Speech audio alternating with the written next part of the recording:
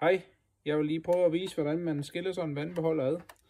Man skal finde låsene, dem er der 6 af. 1, 2, 3, 4, 5, 6. Og så skal man nærmest presse den nederste beholder ind mod brystkassen.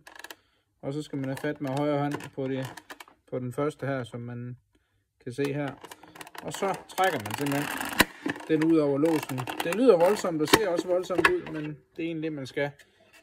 Men det her, det behøver man ikke gøre ret mange gange. En gang imellem, når man lige skal gå hovedren, så er det fint. Og ellers så, når man så samler den igen, så skal den her, nu skal jeg lige have mit kamera med. Så skal man egentlig finde den her modsat.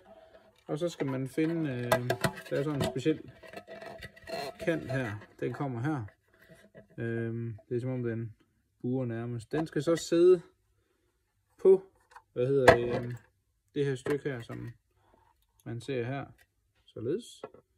Så kan man se, at låsene egentlig falder ned i hak.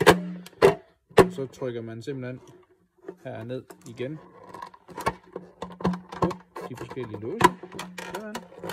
Sådan. Og så sidder den fast, og så er det vigtigt, at man lige trækker den i alle låsestederne, så vi er sikre på, at der ikke kommer vand ud, når vi hælder vand i.